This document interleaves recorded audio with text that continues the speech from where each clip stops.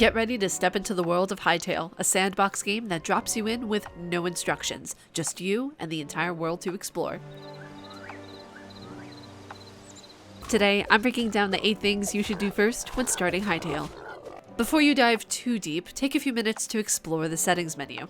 Hytale is highly customizable, and tweaking a few options early can make a huge difference. For example, you can toggle PvP on or off, as well as enable or disable fall damage. You can even control the amount of durability and resources you lose on death. By right-clicking on your world, you can use the slider to decide how forgiving or punishing you want the game to be in terms of resources dropped and durability lost on weapons. From my time playing, Hytale feels designed as a cozy, player-driven experience, so don't be afraid to tailor it to your comfort level.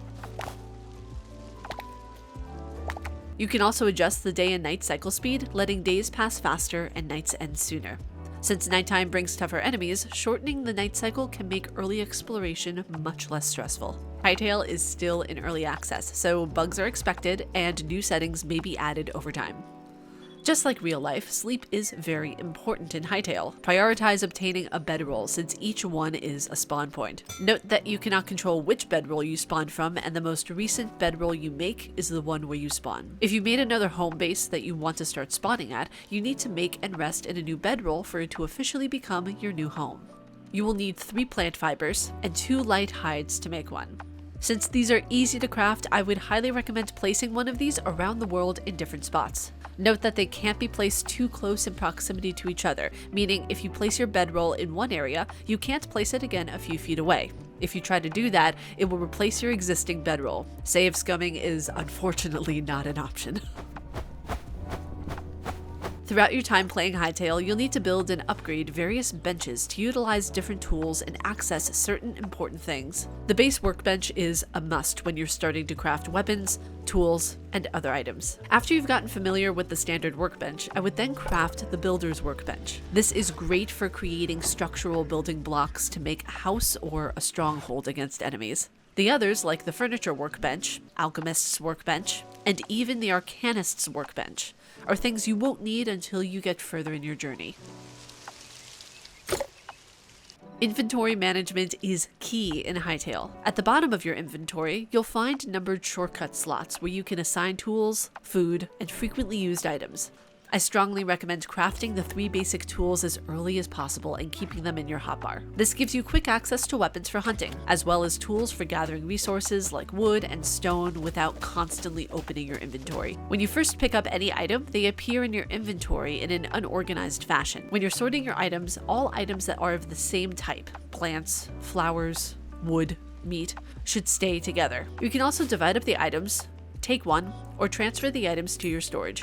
Let's say you have a bunch of sticks in a storage container. You can just grab half by pressing Shift and right-clicking. If you want only one, right-click and drag it into your inventory. If you want to directly transfer an item to your hotbar, simply press Shift and left-click. There's also a neat little feature called Quick Stack, which transfers the already present items in storage. For example, if you have wild berries in storage and pick up more in your adventures, you can simply press Quick Stack to put them in storage.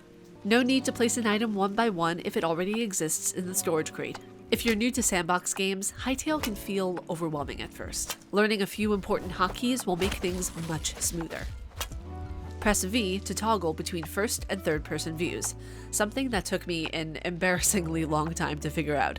You can also find this option in the menu. Press F8 once to remove the HUD for a cleaner, more immersive experience. Pressing it again will remove the item you're holding for even cleaner screenshots. In order to remove the item from your person, you need to be in first person. The item won't be removed from your hand if you're in third person. Press G to drop the item you're currently holding. Pressing C allows you to rotate the camera. Between the hotkeys and the settings menu, Hytale gives you a ton of control over how you play. And yes, there's even an arachnophobia option that replaces spiders with another creature. The shovel is the only item in your toolkit that you can't craft right away. Getting this tool early on is a plus if you want to terraform or dig for treasure. Here's how to get the materials needed to craft it. Before anything, you'll need to build a workbench, a furnace, and a tanning rack as well. So let's go over how to do that, then craft a shovel. First, to make a workbench, you'll need the following: 4 of any type of tree log, 3 of any type of stone. As soon as you create your workbench, put it near your resting point so everything is localized to one area. To build a furnace, you'll need the following: 6 of any type of tree log, 6 of any stone. To build a tanning rack, you will need the following: 6 of any type of tree log, 3 of any stone, 3 light hide. Now that you have all stations prepped and ready to go, you can start crafting the things needed to make your shovel. You can smelt the iron ore into iron ingot. The same goes for the light leather on your tanning rack. You can just turn the light hide into light leather. Don't forget to grab the materials made in the furnace or the tanning rack. They don't automatically go into your inventory. Pro tip: if you find yourself out of sticks to burn in the furnace, you can use plant fibers or charcoal to burn. Now you can craft your shovel. This will take 6 iron ingot. The iron ore needed for this is mostly underground. 3 light leather. The light hide is found from killed pigs. 2 linen scraps, found from common animals. Put all the ingredients together and you have yourself a handy shovel. One of the first lessons Hytale teaches you is that danger shows up fast. Not long after starting, you'll run into hostile creatures like spiders and aggressive animals. Crafting weapons early gives you the upper hand, making it easier to gather food, collect resources, and survive long enough to start building and exploring more freely. Early weapon types include crude pickaxe. This tool is great at breaking stone and ore blocks. The crude axe is terrible up against trees. Crude hatchet. This tool is primarily used for cutting down trees, not great for breaking ore blocks. Crude sword. This is great against enemies. Enemies in caves, not so much. You'll need to upgrade your sword as you progress through the game. Shovel. Used to break multiple blocks of dirt simultaneously. Can't be used to dig trees, unfortunately. Crude daggers. You can get in some quick pace damage with these as they are dual-handed. These are the best against enemies. They are not for collecting resources. Crude shortbow. One of the best weapons in the game and does more damage than the crude sword. You can also get birds for different materials when crafting this beast. Finally, always try to carry a repair kit. If your tools break while you're deep underground, getting out can be a real hassle. You can sometimes find monster settlements and caves that work as temporary rest stops, but carrying repair kits or extra tools is the safer bet.